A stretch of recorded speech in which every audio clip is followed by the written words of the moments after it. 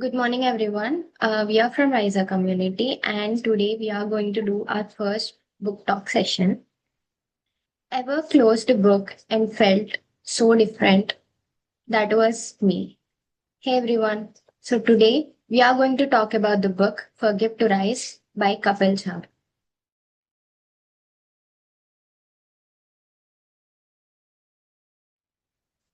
Kapil Chabra is a conscious enthusiast, humanist, and a holistic leadership advisor dedicated to helping leaders in aligning progress with purpose and prosperity with principles. As a professional speaker and a founder of Savayog Leadership Advisory, he guides individuals and organizations towards more conscious and human centric leadership. His recent books include Forgive to Rise, From Burden to Brilliance, a compassionate guidebook for emotional release and consciousness living, and The Worldly Monk, The Holistic Human Progression, invites readers to ignite their inner potential through awareness and rise as a force for meaningful progress in their life, their work, and the world for the greater good.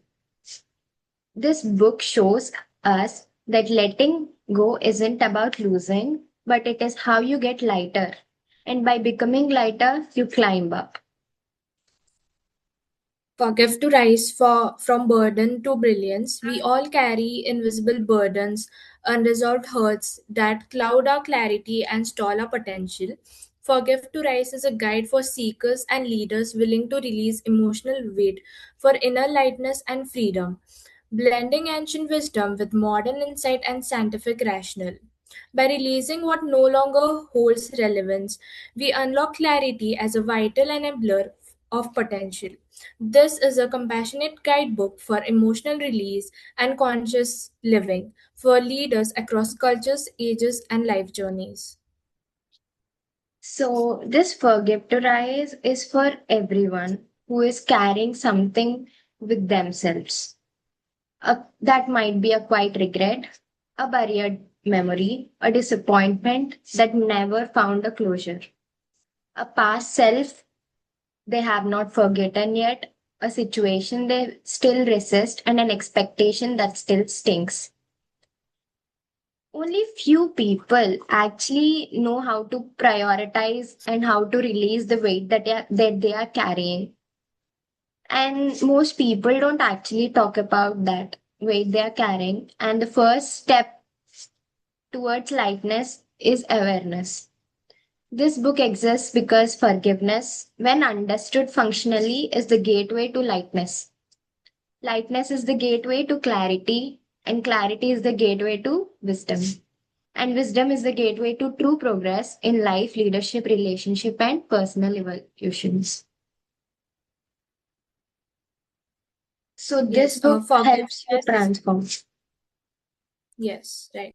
So the main idea, like forgiveness, is not only a virtue, it is a crucial consciousness hygiene. Like it clears the mind from lingering residue, it frees the heart from emotional knots, it resets the nervous system from unnecessary tension. Forgiveness is like the act that returns you to yourself. Yes. And also in ancient Indian wisdom, unresolved impressions, as we call it samskaras, accumulate subtly in the consciousness. These influence your thoughts, choices, emotions, and reactions without your permission. They quietly sit in the back of your mind. They actually alter all your patterns and they become responses to your life. Right.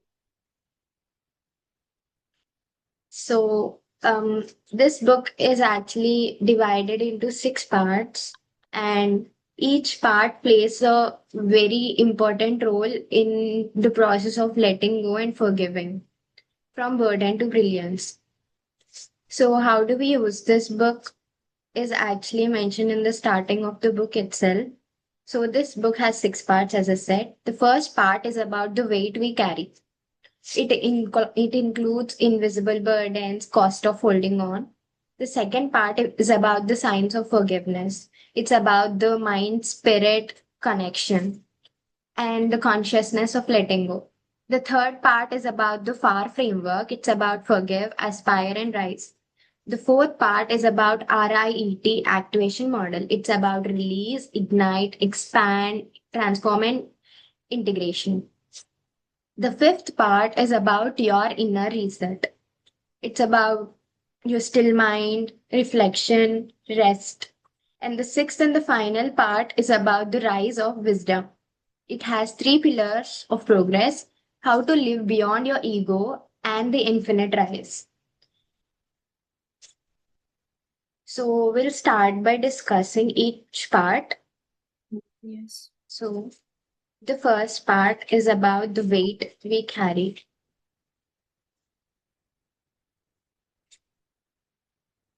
Okay. So chapter 1, the invisible burden. The burden you carry may be invisible, yet it still shapes the direction of your journey. This is quoted in the book. So there are many burdens and each name it in a different way.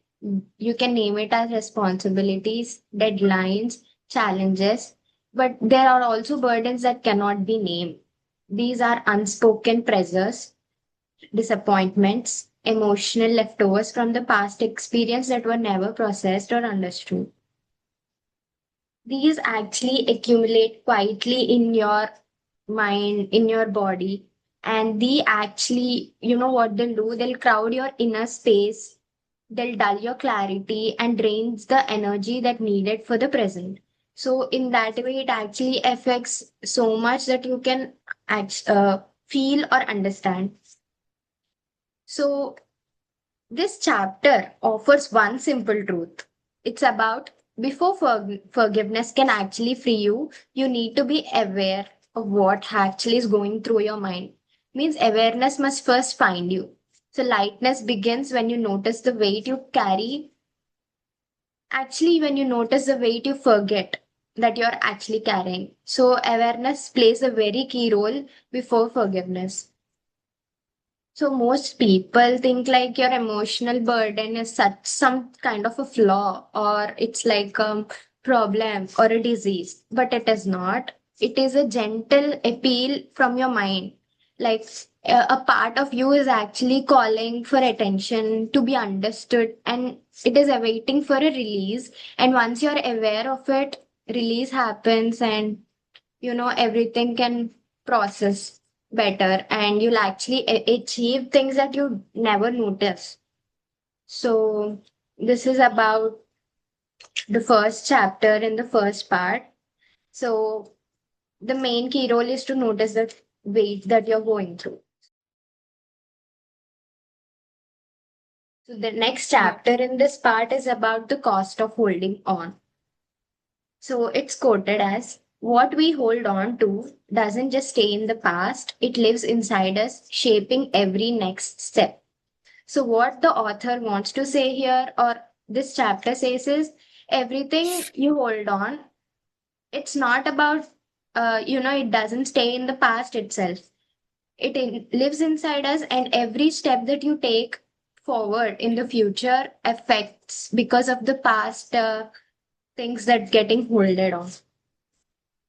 So, why do we call it, a cost? Because emotional weight actually has a cost. It might not be measurable, but it is a cost that is not just emotional, physical, mental, or energetical, but it affects how we think, how we show up, how we connect, and how we make decisions throughout a journey.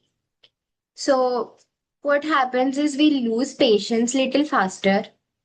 We feel tired without knowing even why are we feeling tired. We doubt ourselves more than the moment deserves. So if you ever felt like you don't know why you feeling held back in a situation, it might not be because something that you're experiencing in the moment, but because of something that you're holding on to in your past. So all the time we'll only react to. We do not respond to things. We just react to things. So which is actually a lot deeper than we think. It is very important that we understand it, be aware of it, and release that in a very right time. So we often misread these situations because old lenses distort new experiences. That's how this chapter puts this. Yes. So, like, how does this burden affect our daily lives? So this burden actually, as I said, it drains all your energy. You might have like an 8 hour sleep, but still feel Hmm. tired while waking up. You are stuck in a loop of overthinking. Like even Yes. smaller things feel bigger. Like you held back on choices, you avoid risks, and also people around you, not just you, but the people around you start suffering because of that. So it hurts relationships. Overall, it affects a lot of things. You do not feel like making any decisions. You do not feel like responding to things, and being stuck in that one overthinking loop, helps you back in a lot more ways than you can think of. So that's how burden affects you. There's like lot more how it affects, but this is the things that mainly affects a person when they are, on a burden or something. Yes. So that So the part two is explains about the science behind forgiveness by showing how the mind, body, and spirit are deeply connected. It highlights that emotions are not just mental; they affect physical health, energy, and even clarity. So to begin with, chapter three, the mind body spirit connection. The mind reasons, the body holds the memory, and the spirit holds the light for both. So this is what the chapter is about, and it explains that how mind, body, and spirit are deeply interconnected, like parts of a musical mere instrument that must be in harmony. Thoughts affect the body, emotions leave physical sensations, and deeper impressions shape your inner state. And it highlights that stress and emotional residue impact all three layers, causing issues like tension and lack of clarity.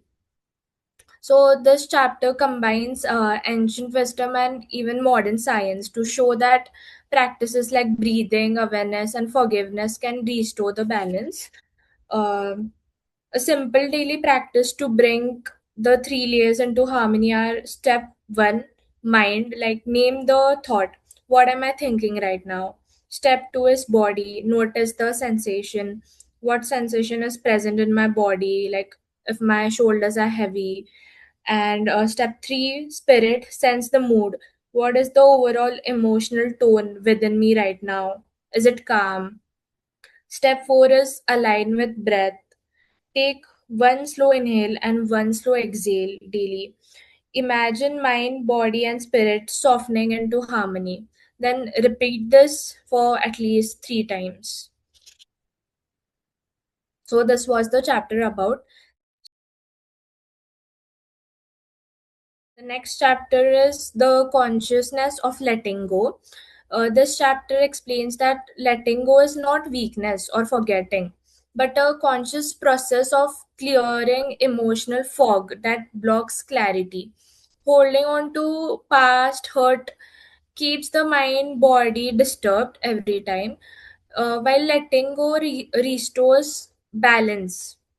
And it reframes letting go as self-respect and emotional freedom. You keep the lesson but release the pain. That's how it works. Releasing emotions calms the mind, reduces stress, and even improves clarity.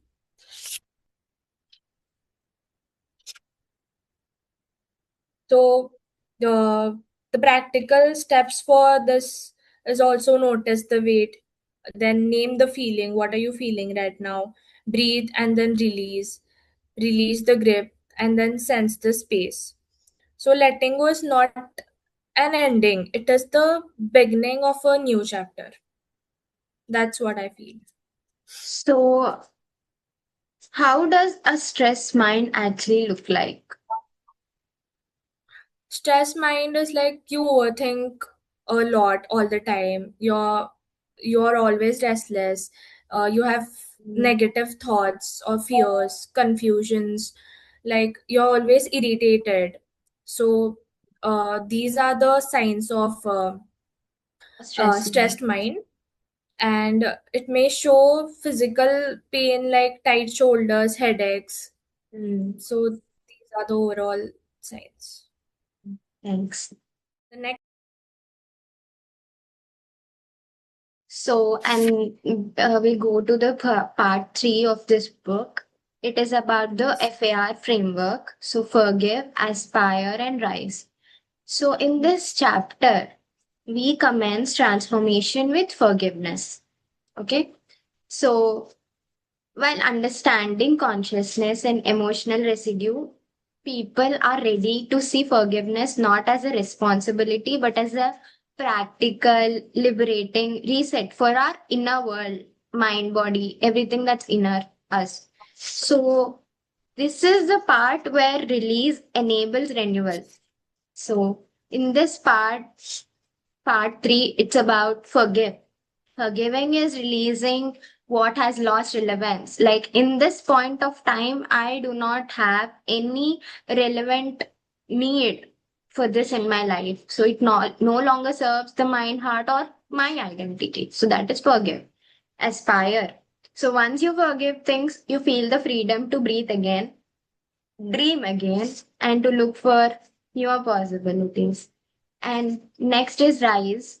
Rising is about aligning your renewed clarity with direction, focus, and your inner purpose. So, this is the overall gist of this framework.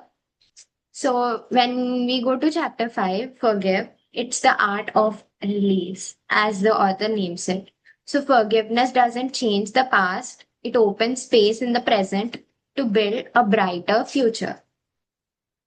So, here, the main essence of this chapter is, as I say, forgiveness is not something that's stuck in the past. It is about the space you create inside your mind right now in your present. So it is a moment when you decide that this memory that I'm holding on to doesn't have any residence in my head or maybe in my heart. It's purposeless for me, so I need to let this go. So most people, like, it's like a common misunderstanding people will have is like, if I forgive, I might look weak, right? Hmm. So I feel like holding on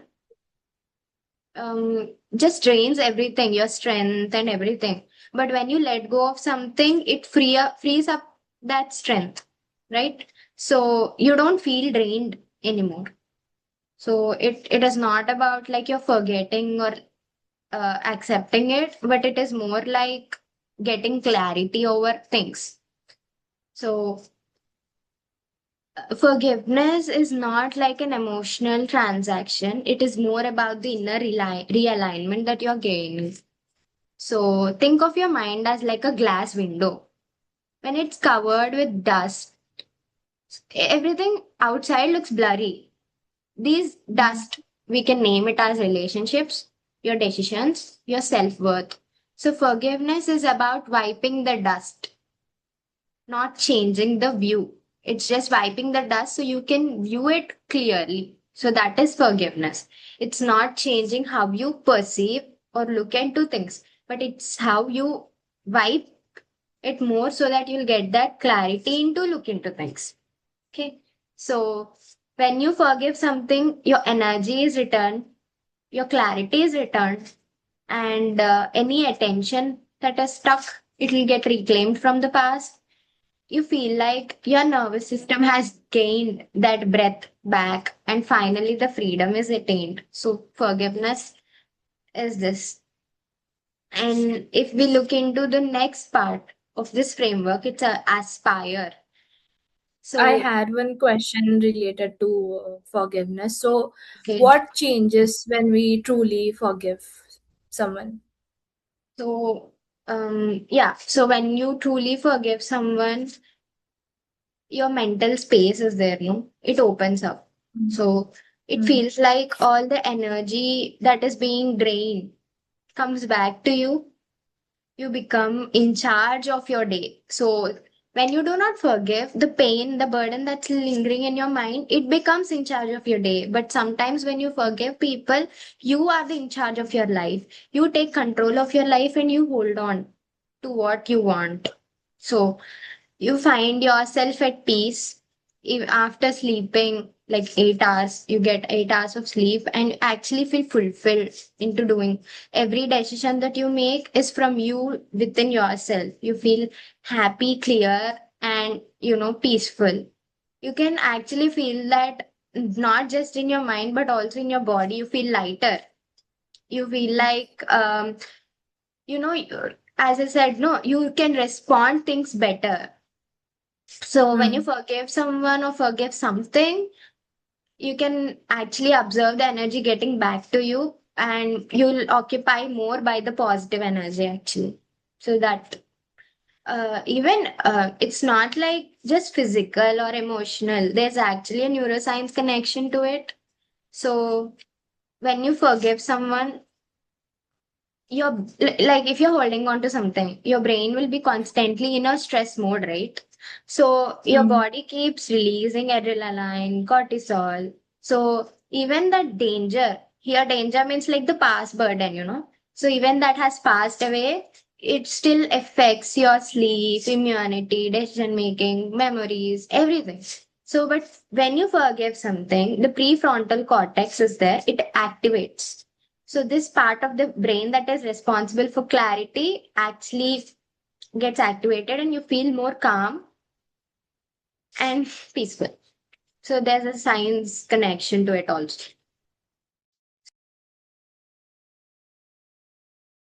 So Great. next is aspire. So actually in this they quote it as the light returns and the horizon reappears the moment the burden dissolves. So aspiring is about, it's not mostly about ambition. It's about the Hmm. mind trying to prove itself. It's the heart remembering itself. So most people think, no, like I failed once.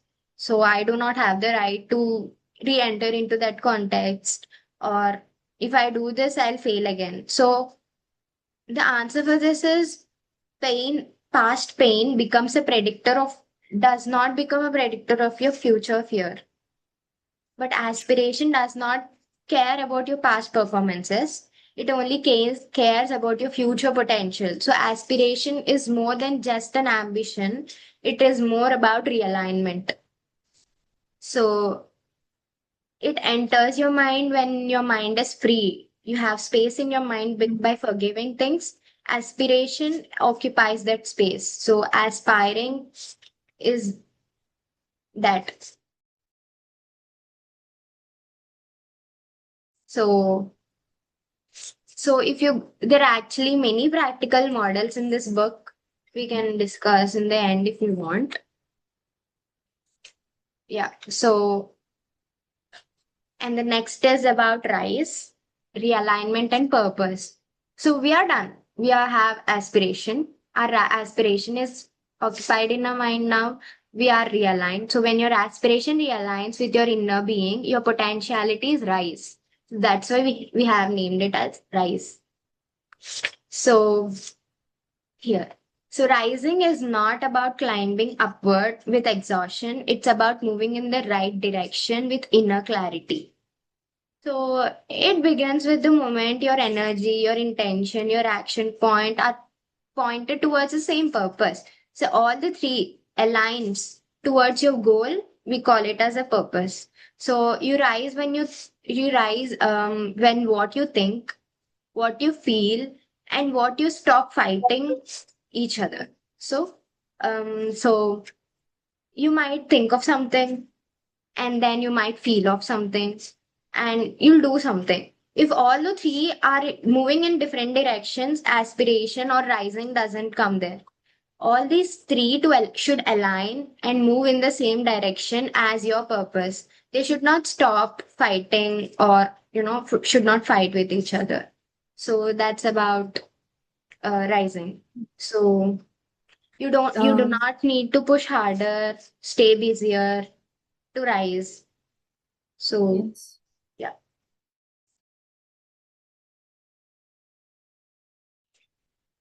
Part 4 introduces the RIT activation model: release, ignite, expand, transform, focusing on what comes after forgiveness. So, next chapter is about release, letting the energy move again.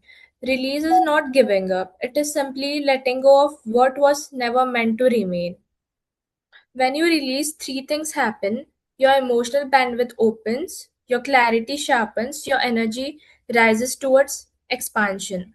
This chapter explains that release is the first step after forgiveness, where you allow blocked emotional energy to flow again.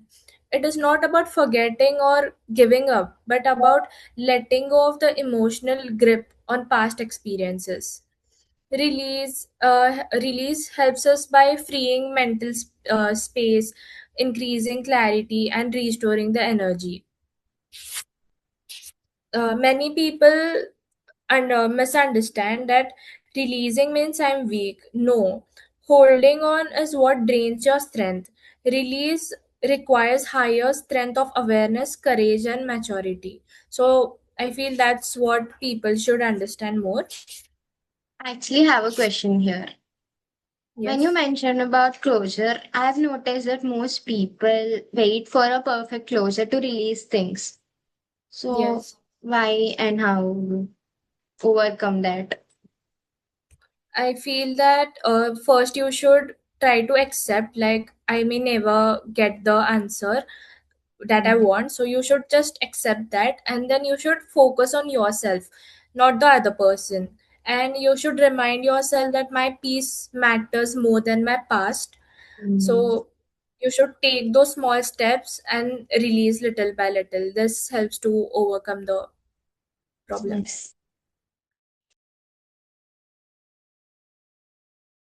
And the next chapter is about ignite. Ignite, this chapter explains that ignite is the stage where your inner energy and motivation begins to return after release. It's not about forcing yourself or waiting for motivation. It's Mm. about awakening a small natural spark of curiosity, purpose, and action. Ignition happens through tiny, meaningful actions, not big, dramatic changes. These small steps build momentum, restore confidence, and reconnect you with your inner drive.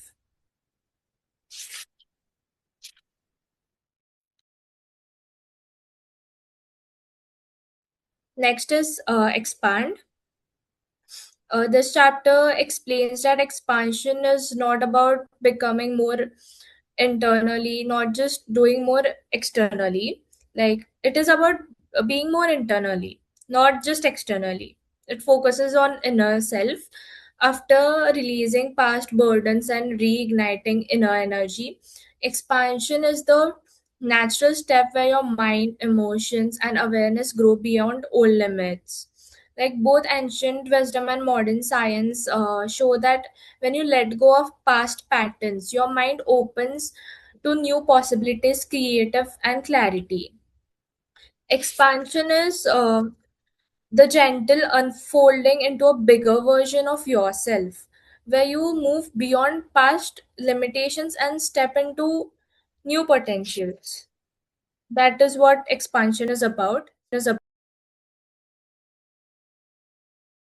Next, RIT is transformed, which is T. This chapter explains that how transformation is the natural outcome of release, ignite, and expand. When inner chain becomes outer reality, transformation is the journey from who you were to who you are meant to become, aligned with your true self. The seed that breaks its shell, a seed must crack open from within for the tree to emerge. Transformation begins the moment something inside us refuses to stay small. There's one example. A young monk once asked his master, "How do I transform?" The master took a small clay pot, filled it with water, and placed a burning ember inside it. The pot cracked, the ember glowed brighter. The master smiled and said, "When your becoming expands beyond the uh, beyond your limitations, the old container, so it can no longer contain you and must break to take the room. A similar moment arrives for each of us. It careers and relationships, choices, and identity. You feel a quiet restlessness, a subtle discomfort, and inner knowing. I cannot remain who I was. I must grow into who I am and should be. So, this is what transformation looks like. Mhm. So, so the next part is about the inner reset. It's the fifth part of Forgive to Rise from Burden to Brilliance. So this part, chapter 13, the still mind. So stillness is not the void of the mind, it is an internal reset wherein the mind ceases arguing with itself. So here we have an example of a quiet lake. So when wind stirs the lake, even the moon becomes distorted. But when the wind settles, the reflection becomes clear and serene. So our mind works the same way. Constant mental winds of worry, noise, memory distorts the inner clarity. So when we learn to quiet the wind, stillness becomes effortless. So so what does it mean is when you stop fighting the ripples in the mind, you feel more at peace and thus the clarity emerges. You have more control, more effort, and more thinking. So it's about, it is not about silence or emptiness. It is all about what happens when mind stops being plugged in 100 different directions at once by memories, fears, notifications, responsibilities, constant hum of our inner commentary and everything. So it doesn't need to get pulled in 100 different directions, but you need to keep your mind still in one single direction, aligned. So then your mind becomes spacious for better things. So that is about having a still mind. So when the mind becomes still, your thoughts, you stop feeding your, irrational thoughts. So you do not feel restlessness and you'll observe your thoughts gently and you create more space. So that is about inner reset. So if you have any question about this, Uh, how to reset yourself. okay. So there's actually a very good exercise in this chapter, how to reset. So this is like a 3 breath reset, more like inhaling and exhaling only, but it's just like a 1 minute practice that you need to perform. Actually, most people think like in a reset you need to do hours and hours of meditation, but no, you can actually do it in 1 minute. So there are 3 breaths. First breath, you need to observe. Inhale gently, whisper yourself, here I am. Observe any tension in your body, find the spot. Then in breath 2, you release. You exhale slowly. You allow your shoulders to drop. Let the breath soften the inner noise. Breath 3 is about returning. Inhale naturally, exhale and whisper inward. This moment is enough. In less than a minute, the mind shifts into presence, stillness begins, and stillness becomes easier when it becomes familiar. So, okay, there is a reflection if you want to. Can I recall Okay. the last instance when my thoughts stopped fighting and simply surrendered to the present? Write this in your journal gently Hmm. without any judgment. Do this practice model. I think you can attain that stillness. I'll try that. Yeah, you need to. So next chapter is about reflection and rest. So rest is not a pause from life. Mhm. It is about how life feels, heals, and returns to clarity, strength, and truth. So there's also an example quoted in the book. A garden doesn't grow in the daylight alone. It grows in the night too. So when no one is watching, when the heart heat drops, when the stillness returns. So your mind is similar to the plants that grow in the garden.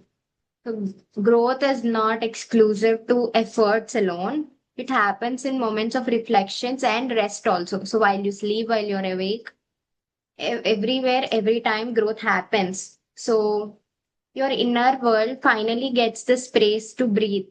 That's when growth happens. So most people think like if I rest, I may fall behind or hmm. So if I rest, I may fall behind or reflection means I'm overthinking of my thoughts and I'll take rest after I finish everything, but that's not. In reality, your mind never finishes everything. It will always have something pending. And rest must not be something like an afterthought, but it should be more like a practice. Like you'll rest for 5 minutes, you'll work for 30 minutes. It should not be like I'll rest after 3, 4, 5 hours once after I finish my task.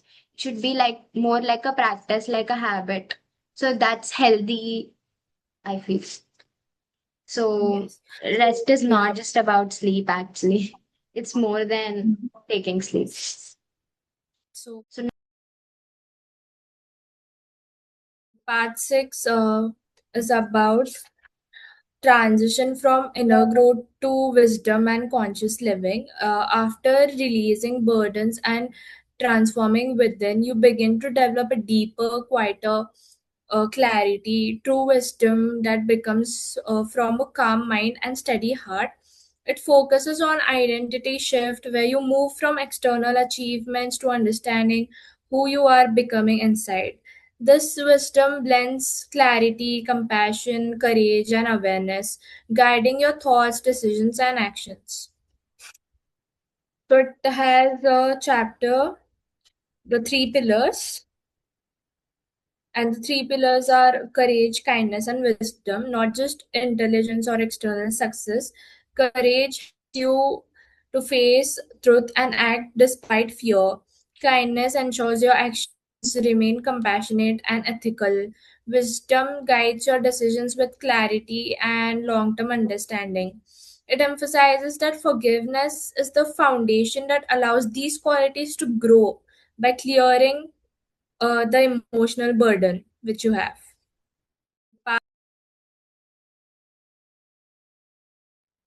So this is all about part six. Do you want to ask anything?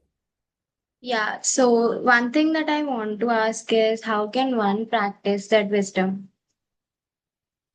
Yes, there are simple ways like pause before reacting, think long term, choose kindness and truth, learn from mistakes instead of repeating them, and you should reflect daily, like ask yourself, did I act wisely today? This all Hmm. things will help you to practice wisdom. Great. So we can conclude this book talk by a small concluding note. So this is for everyone that's watching this video from Risa community. No matter where you are, no matter how your day has gone, you can always return to yourself. So, and each time you return, you rise a little more than yesterday or earlier, you know. So, forgiveness is just the beginning, lightness is the unfolding, and wisdom is the evolution. So, and the companion that walks beside you as your life continues to open. So, rise gently, rise consistently, rise fully. This book is everyone for readers across cultures, ages, and life journeys. Thank you. Thank you.